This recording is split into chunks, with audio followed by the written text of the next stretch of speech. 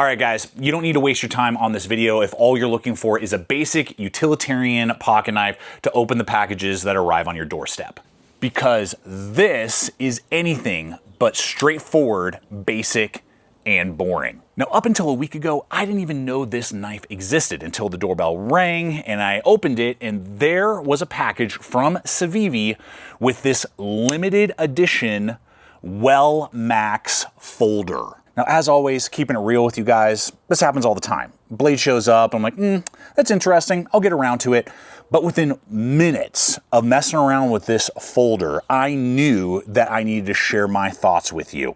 And I skipped my entire reviewing queue and put this at the head of the pack. And even my boys, upon seeing this and messing around with it, said, Dad, you gotta get a video out ASAP on this tool. And it's pretty apparent why, with see-through aluminum frame, polymer scales. We have wild profiles that belong in a Blade Runner movie. And here's the kicker, CIVIVI has only released 599 of these models. Here's the truth, if you're just looking for no frills, simple, basic utility, something like the CIVIVI full-size Praxis is just the way to go. But here's the deal, if you love pocket knives, they get your heart pumping every time you see a new model, and you want something that's very unique, stick around because we're gonna unpack what makes this Wellmax so unique, and of course, put this blade through its paces, while also sharing 3 aspects of the design I feel like could be potential hangups for some of you. And ultimately, just having a blast unpacking this blade. If you're new to the channel, welcome. I'm Aaron, this is Gideonstactical. Let's dive in and talk some blades. The handle is really where I feel like we should start. I was kind of blown away by what I was seeing here. This, I don't know, like cellular growth, if you will, skeletonization, framing of this aluminum handle. So everything gray that you see is aluminum. If you're looking at the black version, all the black is aluminum. And this doesn't, at first I almost thought it was like a synthetic or a polymer or something, because it feels so warm to the touch. The shoulders have been so well chamfered and rounded. There is no blockiness, even though this thing looks all, you know, like Transformer, Tron level in its designing. There is just an attribute of organic, like organism. So think of like a cyborg, I don't know, that this feels like when it's in your hand. And then the clear is what they call Lexan, L-E-X-A-N, I believe, polymer. So this is a clear piece of polymer that goes all the way through over the skeletonization of that aluminum in there. And so when you close the blade, you can see the blade in there a little bit. And so that is just super cool. And they've ribbed that with some texture. So it's not just slick everywhere, it is textured on the sides, and that's right where your fingers kind of grip the tool. So I doubt this is the first knife that's ever done something quite like this, but it's the first one I've ever handled, and it is ultra cool and wild. But just because something looks good doesn't mean it's really comfortable. And especially with these kind of angular transitions everywhere, I was like, I don't know.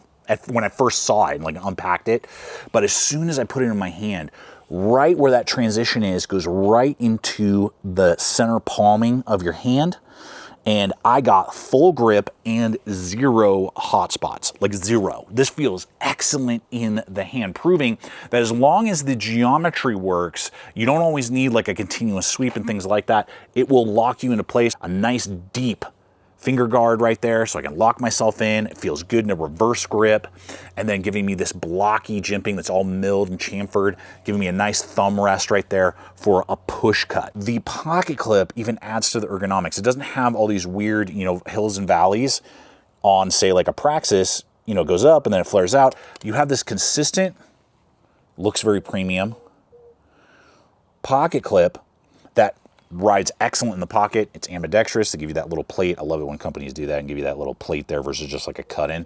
So excellent. So it's ambi, it's tip up, got a little bit of a higher ride, meaning it's easier to pull out of your pocket, and they even give you a secondary pillar there for all you lanyard aficionados. I tried it once, couldn't do it. I don't put lanyards on my pocket knives. Shout out and leave a comment if you do, but they do give you a secondary post away from the blade if you like to do that. Okay, now let's talk about this blade, this broad, crazy blade, and start getting to work with this tool.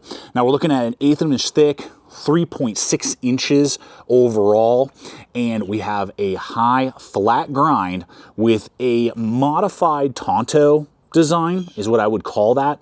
And we'll talk about that along with the steel and how these two aspects could be potential hangups in a second, but I have all the gear testing material, hoses, leather straps, paracord, manila rope, cardboard, and so much more. Let's go ahead and just kind of start cutting with this. I've already done some. I usually do that with you guys beforehand. So I've already done a little bit of testing myself. So I have an idea, but I haven't cut through everything that we're about to see here. So we'll start with some cardboard. Slick. And I'm looking here when I do this for like binding up and things of that nature, which that is not doing. And you can just see there. What's cool is how broad the belly is right there. It means that I can engage with the cardboard and do a push cut, and I'm doing a continuous sweep versus just having to go like straight down, which sometimes you have to do with different blade designs. I mean, look at that, just, and that's big, thick, that's like extra thick cardboard, dude. And I'm just like going through it. And because of that meatier handle and kind of beefier grip, that means I really have the leverage. And that's one of the downfalls of like thin, narrow, compact blades I've found, is that you don't always have the leverage you're looking for hard work. Even testing this thing is making me like go watch a bunch of really wild sci-fi. So good tip geometry as well. Able to go through that cardboard, no problem. So point and pull cuts like that. Nice. Nice. That's got some good wrist flick right there. This is all out of the box performance. I always tell you guys, if I have to change geometry, reprofile, do all that stuff, we're gonna talk about what that means here in a second, because that is one of the two potential like just data points and drawbacks. And I'm digging the sharpening ricasso and not like the halvesy choil on the full-size Praxis. This is my preference. So I'm glad that they didn't throw some sort of choil or something on there. I don't think it's necessary. If you were to ask me my preference, I'd prefer not choils on my pocket knives overall. There you go. And we got see-through tubing for a see-through handle. Boink, boink, boink, boink. Let's do the yoga mat stab. Oh, did that go all the way through? Yeah, I can feel it right there. Right there. And then slice through it. Nice, giving it a good clean cinnamon roll kind of cut. Cinnabon, get you some. There we go. Nice, dude. Dude, like food prep, things like that. I just like big broad blades, that fuller, super cool. And that drop in the geometry of that tip is almost directly in line with the pivot. So that means that you're gonna get perfect geometry when you're doing a piercing move into packaging a material, and then being able to do the draw cut and then the grind, the thickness, all those things are really working together. Now, I get why they did this like weird modified Tonto design, because it flows kind of with this, you know, non-sweeping angular handle. I get it, honestly. After a few resharpening sessions, you're going to discover that the profile for most people, unless you're very meticulous, is going to slightly change and be modified. And here's what I mean. I got here the brand new guided field sharpener Elite from WorkSharp. Shout out to them for sponsoring this video and sending me this sample. Now, I bought my very first guided sharpener years and years ago. Love that thing. I've resharpened more tools than I can count on it. This, in the carrying case, has everything we know about that model, but they now, with the Elite, have added 2 more extra diamond stones. I guess more accurately, diamond pads, with a 400 medium grit and a 800 ultra fine grit. And what that means is I now have 2 extra steps I can add into the resharpening process out in the field and get an even finer, more honed edge to exactly how I want when that time comes. But what's gonna end up happening is as we do this, I'm not gonna like stop on a normal Tonto like I would with that. I'm just gonna do a continuous sweep to get that edge fully sharpened. And over time, what I'm gonna be doing is I'm going to be rounding this little transition there that gives it that kind of aesthetic appeal. And it will never be as like fully sweeping as say the full-size Praxis, but it's going to get pretty close, and it's going to remove kind of that initial transition over time if you actually use your blades. Right? The joke is us knife lovers are so addicted to knives that as soon as one of our blades dull, you just go buy a new blade. If you actually use this tool, resharpen regularly, maintain and hone the blade, you're going to find this transition start to slightly be worn away, and then it becomes almost like the full-size Praxis. And if you were to ask me between the two, I would have preferred just continuous sweep like on the Praxis. So it doesn't make resharpening more difficult, it just means that I'm going to change the profile of this blade slightly over time. Now here's the second potential drawback, is that resharpening is going to be easy because they're using Sandvik 14C 28N steel, 58 to 60 HRC. They've been using it a ton. CIVIVI knows what they're doing. It's rust resistant, it's durable, it's relatively easy to resharpen, holds a decent edge. It's a great kind of just well-rounded budget, in my mind, steel. And with this knife, with everything else being unique and kind of outstanding and one of a kind, it would have been nice to have just like a slight bump up in steel, like Nitro V. You know, they use that with a lot of their CIVIVIs. I like it. It seems to hold its edge a little bit better than the Sandvik, in my opinion, on pocket knives. You know, we could argue, is it as tough? I don't know. You know, that's a whole different rabbit hole.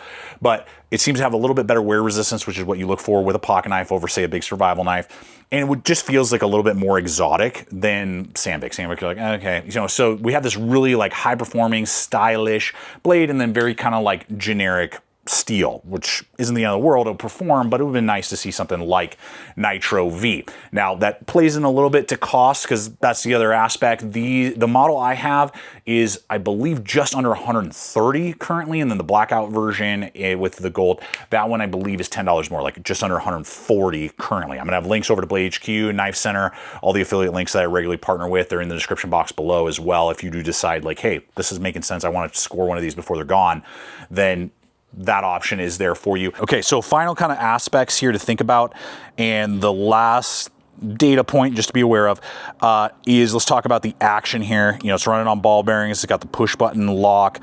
What I like is that really nice robust stop bar right there. That's pretty thick, and I dig that. That just kind of goes along with the more beefiness of the blade overall. And the detent is actually good.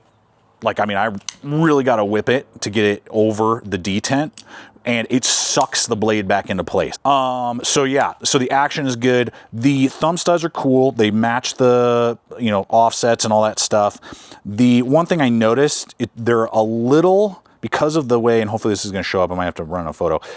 It concaves right here. That's kind of a sharp edge right there. It's just the design. It's not like it wasn't milled right or something.